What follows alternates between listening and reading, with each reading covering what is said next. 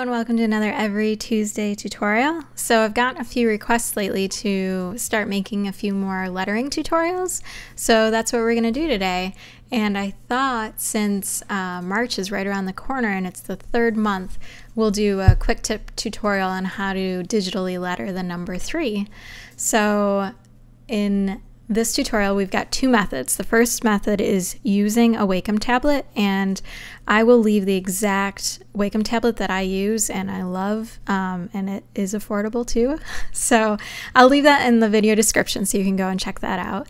And then the second method is just drawing the number 3 with your pen tool from scratch, and I'll give you some tips about where to plot your points when you're doing that.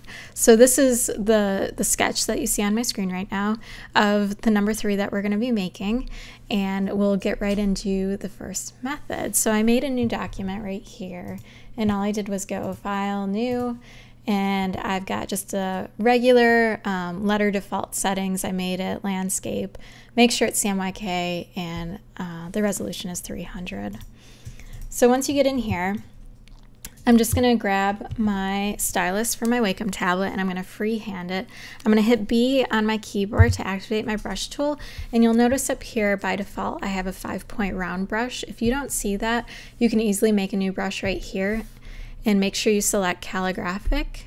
And then for roundness, just make sure it's 100%, otherwise you're going to get an oval and it's going to look calligraphic instead of mono weight, which I really like working with. So there's no angle, roundness is 100%, and then size, just choose the size that you're comfortable with.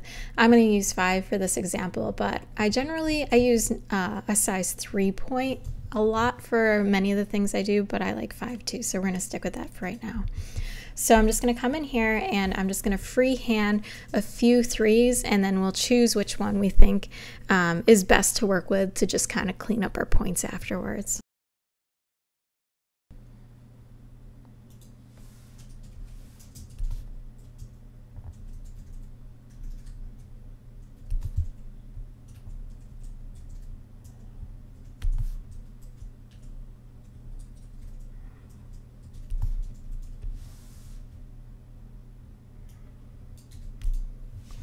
Okay, so looking these over, we've got a few that I think will work. This one's way too stretched out, so we'll kill that one right away.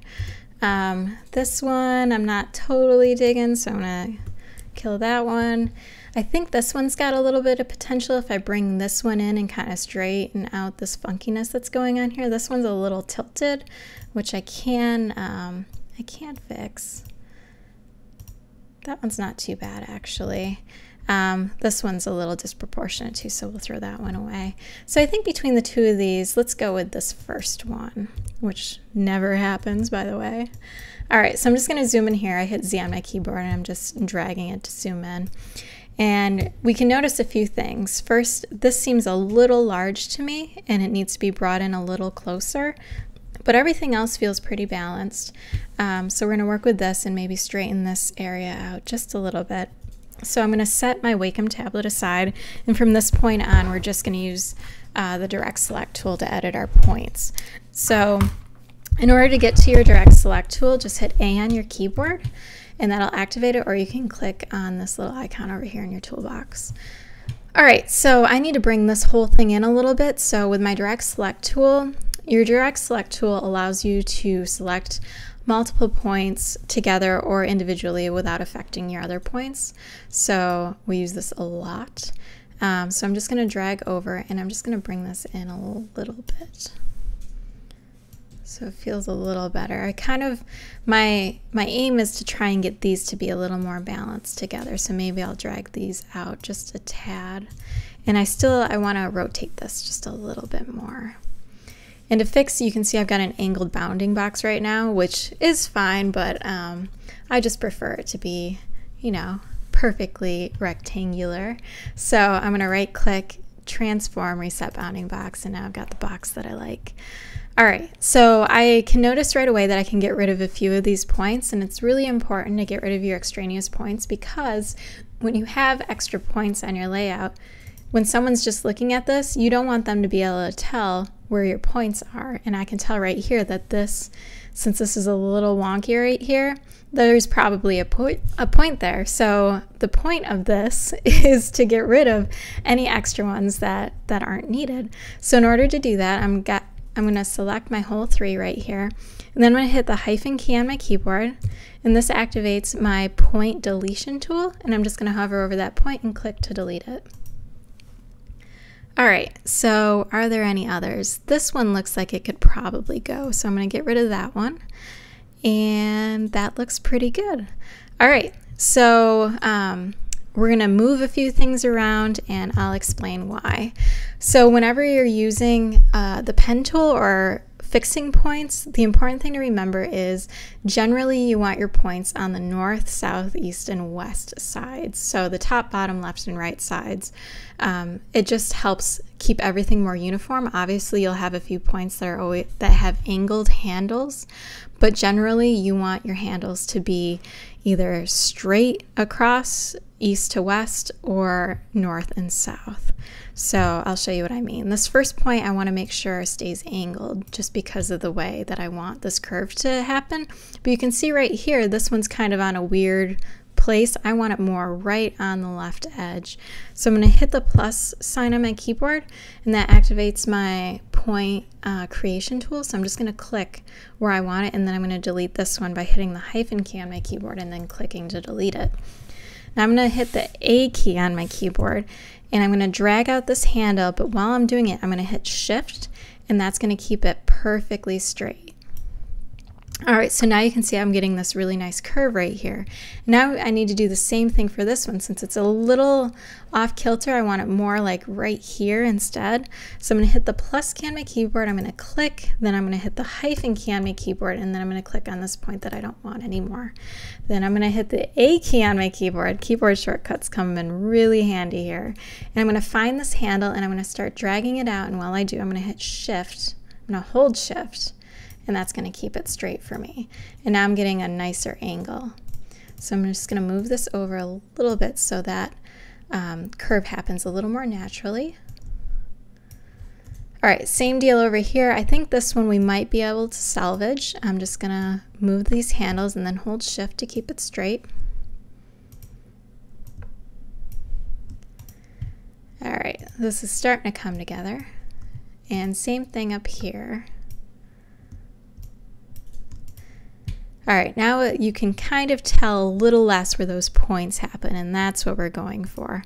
Here, I don't think I need this handle at all, so you can get rid of a handle by just dragging it straight into the point, and then it'll disappear.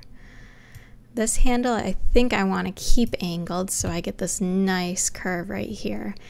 But this one on the bottom, I do want to keep straight. Alright, so now you can see this point's kind of on a weird angle again, and I want to keep it over here, so I'm going to hit plus on my keyboard, I'm going to click, then I'm going to hit hyphen on my keyboard, and then I'm going to click to delete the point I don't want. Then I'm going to hit A on my keyboard to get my direct select tool. I'm going to click on that point, and while I drag these handles, I'm going to hold shift to keep my handles straight. Alright, so now I'm going to move this point a little bit. It's all about fussing around, you know, getting it just right. If you're a really detailed person, lettering's probably a really good subject for you.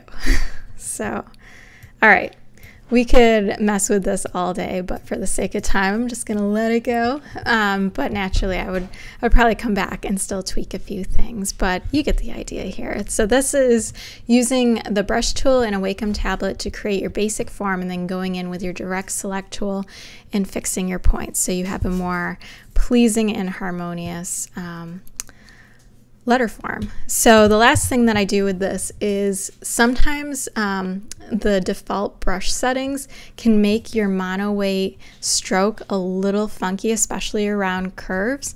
So I like going in at the end, and I'll just change my brush to a basic brush. And then in my stroke palette over here, if you don't see this, you can get to it by going Window, Stroke, and this palette will show up. I make sure it's got a rounded cap and a rounded corner, and then I change my weight to whatever my brush size was. In this case, it was a 5-point brush. So I'm just gonna hit 5, and there we go. We're right back where we started, but now I don't have to worry about any default brush settings affecting the harmony of my mono weight stroke. All right, so the next method of creating a digital letter is drawing it out yourself and scanning it in. And this is perfect if you don't have a Wacom tablet. Still works just as good. So here's my scan. You can see I put it on its own layer and then I locked it. And this is, whoops, move this back here. All right, so this is over here. And you can see that I've scanned it in. I've got this drawing right here. I've got it locked on its own layer, and I'm drawing on the layer above it. And this time I'm just going to use my pen tool. Okay, so since I am working in a smaller area because my scan's a little smaller, I'm going to change the weight of my stroke here to 3 points. And with my pen tool, I'm going to hit P on my keyboard to activate it. And I'm going to keep the same thing in mind as I did before with the north, south, east, and west, plotting your points. And also make sure that your stroke is black and your fill is nothing. So this first point we need to drag out at an angle, kind of like before. And then our second point we're going to put right over here on the left edge. And then I'm going to hold Shift to keep those handles straight. Put in another point right here on the top, keep my handle straight by holding Shift, and then down here, hold Shift, and it's totally fine if things are looking a little weird. Right now, all we're doing is plotting our points. So I'm going to keep both of those, make a big one down here, I need one over here. This is totally okay. I realize it looks really terrible. All right, so now, just like we did before, we're gonna fix this all up. But it's gonna be kind of quicker because we already know that we've got the exact amount of points that we need. So now we're just gonna go in like we did before, fix those points. This one I need to get rid of this one, so I'm just gonna drag it right in.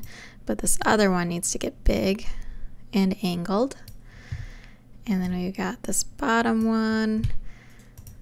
This one doesn't need to be so intense, so I'm just holding Shift to make sure my handle stays straight while I'm doing this. This one a little bigger.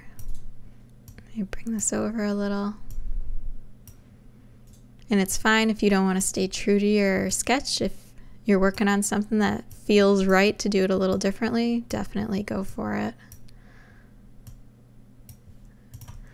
All right, so if I turn off my sketch layer, you can see, let me move this over a little bit. Obviously you can go in and tweak a little bit more, but generally we just kept it exactly like the sketch and we drew it from scratch really quickly just using the pen tool and adjusting those points. So that's 2 methods on how to digitally letter the number 3 using Adobe Illustrator. So if you enjoyed this tutorial, please subscribe and I will see you next time.